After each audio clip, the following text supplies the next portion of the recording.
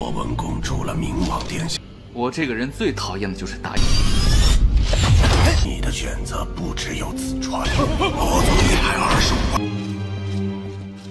万。命令我们必须服从，粮草我会解决。抵挡得了魔族入侵吗？耽误了整整1天时间。红军营就位，我请呢。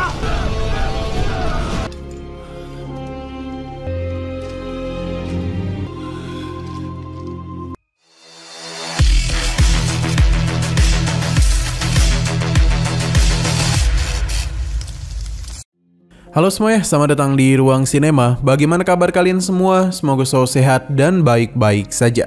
Sesuai jadwal, jadi pada hari ini kita akan kembali melanjutkan series Donghua Favoriver season kedua episode terbaru. Kita sudah membahas season pertamanya pada channel Ruang Film 2. Untuk tahu lebih lanjut tentang series ini, kita sarankan untuk nonton season pertamanya dulu. Kita akan sediakan link season pertama di playlist. Tanpa berlama-lama, kita langsung saja membahas season kedua dari series ini. Pada episode 18-nya, penyerangan yang terjadi di Camp Xiu sudah diketahui oleh para bawahannya. Mereka pun bergegas masuk ke dalam untuk menghentikan penyusup itu. Tapi sosok ini langsung saja melakukan penyerangan dan membawa Xiu kabur. Kita dibawa ke tepian sungai, di mana Xiu dan sosok itu saling kenal satu sama lain. Ia tidak menduga kalau Xiu masihlah hidup. Meskipun agak terkejut, tapi ia meminta Xiu untuk tidak perlu khawatir. Pasalnya ia tidak akan menghabisinya. Hanya saja Xiu tidak akan percaya begitu saja. Utusan ini memberitahu kalau tujuannya adalah untuk menghabisi Raja Guangming. Ia tidak menduga kalau itu adalah Jichuan Xiu. Jadi ia tidaklah memiliki niatan untuk menghabisinya. Ia juga menanyakan kondisi dari Raja Ming, karena tidak ada orang lain selain Raja Ming yang bisa mengajari Xiu teknik gelombang. Sebelum Xiu menjawab pertanyaannya, ia juga bertanya satu hal, yang mana ia penasaran mengapa sosok ini juga memiliki teknik mata darah, yang ternyata mereka berdua berasal dari golongan yang sama. Xiu masihlah belum tahu mengenai maksudnya, jadi dia meminta untuk menjelaskan semua itu dengan detail. Tapi para bawahan Xiu datang kemari dan membuat sosok ini menjadi waspada. Tapi pasukan Gule malah melakukan penyerangan yang bisa saja membahayakan nyawa Xiu. Untung saja sosok ini memberikannya pelindungan. Sebelum pergi, dia memberitahu kalau tempat yang bisa menerima Xiu tidak hanya keluarga Jichuan saja, namun Lin He juga. Perkataannya pun seketika saja membuat Xiu terkejut. Ia pun pergi dan memberitahu kalau klan iblis telah mengirim 250.000 pasukan demi bisa menyerbu timur jauh. Jadi ia harap Xiu bisa menjaga diri dengan baik. Xiu menenangkan Gule karena sebelum mereka kemari dirinya baik-baik saja. 我本恭祝了明王殿下。我这个人最讨厌的就是答应。你的选择不只有此川，我总一派25万。 Pada keesokan harinya, Xiu pun dikejutkan oleh kehadiran Ludi yang minum dengan santai. Padahal kondisi tidaklah begitu baik bagi mereka. Sejak awal, Xiu sudah pernah menduga kalau Kaisar Dewa Iblis akan mengirim banyak pasukan untuk menyerang Ludi. Tapi siapa yang mengira kalau jumlah mereka sangat banyak, yakni 250.000 pasukan. Sepertinya nyawa Ludi sangatlah berharga. Ini bukanlah pujian namun kekesalan. Xiu bertanya mengenai rencana Ludi dalam menghadapi pasukan yang datang. Ludi memberitahu mengenai pasukannya yang masih berjumlah 50.000 orang di benteng Telan. Dan pasukannya semua itu dapat membantunya. Tapi Xiu tidak yakin pasukannya akan menuruti perintahnya melawan Dewa Iblis. Tapi karena Ludi yakin mereka akan setia kepadanya, jadi Xiu akan percaya dulu kepadanya. Saat ini, Losi membutuhkan waktu 5 hari demi bisa tiba di benteng Telan. Jadi dia mengutus Ludi untuk pergi dulu dan menguasai sepenuhnya benteng Telan. Ludi paham dan akan menuruti segala perintahnya. Xiu memintanya untuk berhati-hati karena kondisi mereka sekarang bagaikan belalang yang terikat satu sama lain. Setelah semua itu, Xiu bertemu dengan Bai dan Zhao, di mana mereka menganggap rencana itu terlalu beresiko. Xiu juga tahu akan hal itu, tapi hanya inilah yang bisa mereka miliki untuk bisa menang. Terlebih lagi, ada 50.000 pasukan klan iblis di benteng Telan. Mereka membutuhkan itu untuk bisa menghadapi pasukan Dewa Iblis. Dengan begitulah, usaha mereka selama ini tidak sia-sia. Xiu akan memimpin pasukan untuk berpacu cepat demi bisa mendahului Losi tiba di benteng Telan dan berkumpul dengan Ludi. Sedangkan mereka berdua akan ke Kerni untuk meminta tim angin dan tim api agar bisa menyusul mereka. Bai masihlah khawatir Ludi akan mengkhianati mereka. Jika hal itu terjadi, maka Xiu akan langsung menghabisinya. Bai pun percaya dengan rencananya itu, tapi ia juga memintanya untuk hati-hati apapun yang terjadi.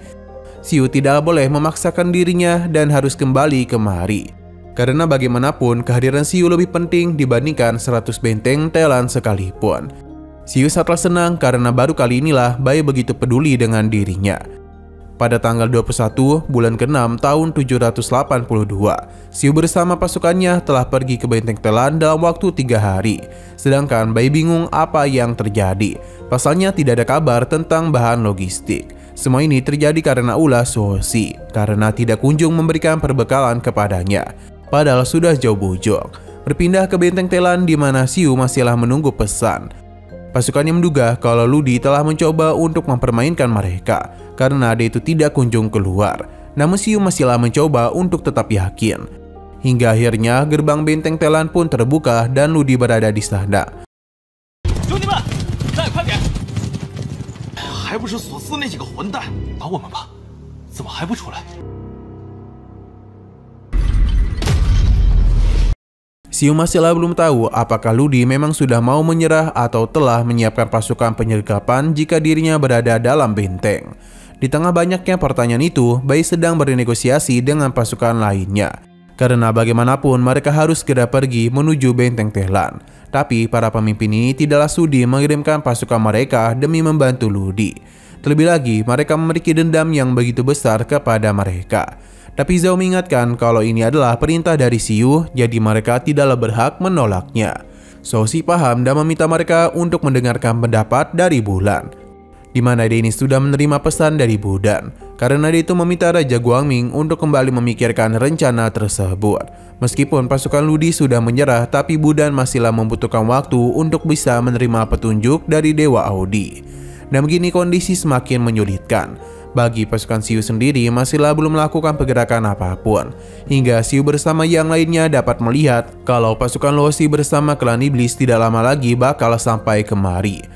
Karena sudah seperti ini, maka Xiu mengajak pasukannya untuk masuk ke dalam kota. Ia bersama pasukannya pun segera memberikan hormat kepada Xiu, di mana ia pun memberikan pujian kepadanya atas usaha yang dia lakukan. Mereka pun segera memasuki kota, di mana terlihat dan jelas kalau pasukan Xiu masihlah ragu. Tapi dia meminta mereka untuk tidak menunjukkan keraguan. Kembali kepada Bai, di mana ia yang berbicara dengan Budan, tapi sudah tidak ada lagi yang bisa dirinya katakan. Pasalnya Budan telah memberikan mereka perintah, tapi Bai masihlah belum menyerah dan menanyakan apa tindakan Bulan jika benteng Telan jatuh ke tangan Dewa Iblis dan membuat Xiu tewas. Jika hal itu terjadi, maka apakah Bulan pikir bisa mengalahkan pasukan Dewa Iblis? Bulan meminta Bai untuk bersama pasukannya pergi ke sana dulu, sedangkan dialah yang akan mengatasi logistik. Sepertinya Bulan juga mengkhawatirkan apa yang terjadi kepada Xiu. Meskipun begitu, Bai bersama yang lainnya sudah telat 1 hari dari rencana. Mereka pun penasaran apa yang terjadi kepada Xiu.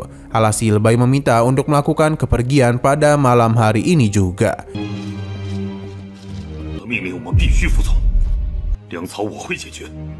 抵挡得了魔族入侵吗？耽误了整整1天时间。 Di sisi benteng Telan terlihat pasukan iblis yang begitu banyak. Mereka pun meminta untuk menyerahkan benteng ini karena bagaimanapun Ludi telah dicap sebagai pengkhianat dan harus segera dihabisi. Selama mereka mau menyerahkan Ludi, maka pasukan ini akan diampuni.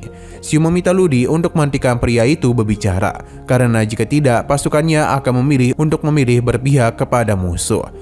Mungkin juga dia itu akan kehilangan seluruh pasukannya. Ludi paham dan meminta untuk segera melakukan penyerangan. Atas apa yang terjadi, maka Luoxi pun segera memberikan perintah untuk mengambil alih benteng Telan. Pada akhirnya pertarungan terjadi, di mana 250 pasukan Dewa Iblis sedang menggempur pertahanan benteng Telan. Ludi teruslah memberikan perintah untuk memperbanyak serangan, karena jika tidak mereka akan kalah. Terlihat dengan jelas kalau para pasukan Dewa Iblis sudah hampir mencapai tembok, tapi belum ada tanda-tanda kalau penyerangan itu akan berhasil. Xiu diberitahu untuk memberikan bantuan pada serangan di gerbang utara, karena Ludi hampir tidak bisa bertahan. Namun Xiu tidak terlalu memikirkan hal itu karena pertarungan harus berjalan seperti ini. Tapi Xiu agak bingung mengapa pasukan di gerbang utara tidak melakukan penyerangan, di mana mereka masihlah belum bergerak.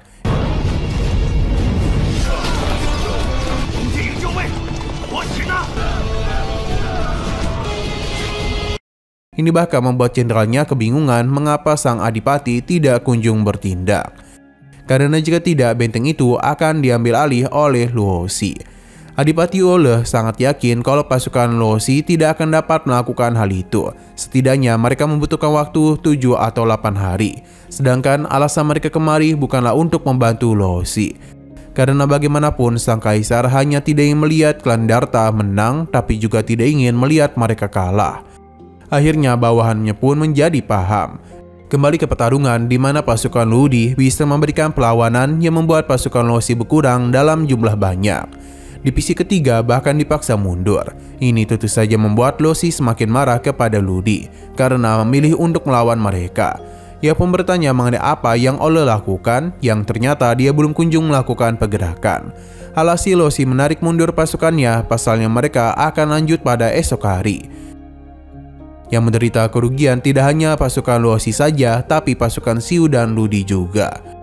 Mereka benar-benar sangatlah kelelahan, bahkan ada yang beberapa merasa mulai menyesal karena harus melawan klan sendiri. Dan begini maka mereka sama saja dengan berkhianat. Mereka pun merasa sudah tidak sanggup lagi. Sedangkan Ludi sendiri juga memikirkan hal yang sama. Tapi semua ini dirinya lakukan agar tidak dihabisi. Xiu berusaha untuk menenangkannya.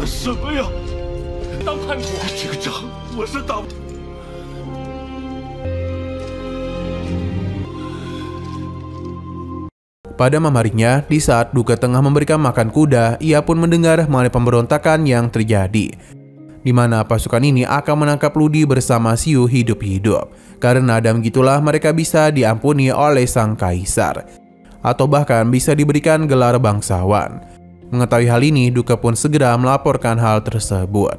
Xiu yang baru saja bangun sudah mendengar keributan. Bawahannya pun datang untuk memberitahu apa yang terjadi, di mana Ludi sendiri menjadi panik. Padahal semua itu adalah para bawahannya, namun tak bisa dia atur.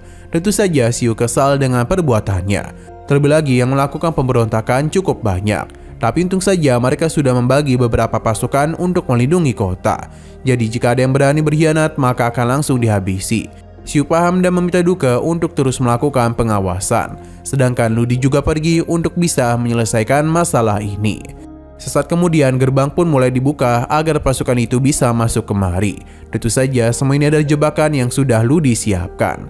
Beberapa pasukan mulai diserang dan di sini ada Ludi yang mencoba untuk menghentikan semua itu. Awalnya dia menghabisi mereka, tapi Xiu menghentikan semua itu. Ia menyarankan untuk mengurung mereka saja, karena bagaimanapun ia memiliki niatan tertentu.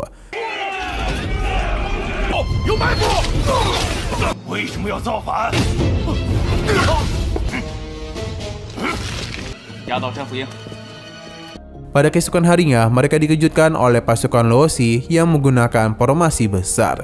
Sepertinya mereka itu ingin bertarung mati-matian. Xiu harus memikirkan rencana lain karena Bai tidak kunjung mengirim kabar. Pada akhirnya, sebuah senjata besar dari klan iblis pun mulai dikeluarkan. Xiu tidak pernah menduga kalau klan iblis memiliki mesin penyerbu secanggih itu.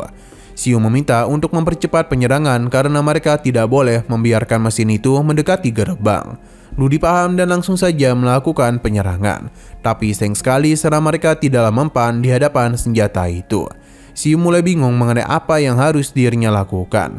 Karena bagaimanapun Dewa Iblis sangatlah menginginkan benteng Tehlan sampai menggerakkan senjata sehebat itu. Jika terus seperti ini, maka mereka tidak akan dapat mempertahankan benteng Tehlan. Ludi memiliki rencana untuk mengirim pasukan agar bisa melakukan penyerangan dari arah belakang. Tapi Xiu melarangnya karena pasukan itu pasti memilih untuk berkhianat. Xiu meminta Duke untuk menjaga tempat ini, sedangkan dia bersama Ludi akan menyerang ke menara itu. Hanya saja Duke meminta untuk menyerahkan tugas itu kepada dirinya. Ia juga meminta tuannya untuk tidak perlu khawatir. Duke pun meminta Ludi untuk memberikan mereka minyak tanah sebanyak mungkin karena dia memiliki sebuah rencana.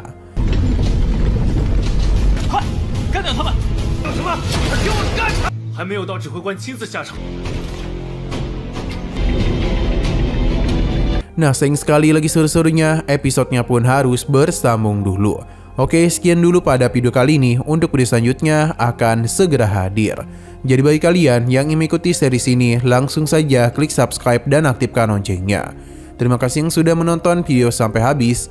Jika kalian suka pada video ini, klik like dan share ke teman-teman kalian tentang channel ini. Dan ditunggu aja kelanjutannya. Oke, sampai jumpa di video selanjutnya.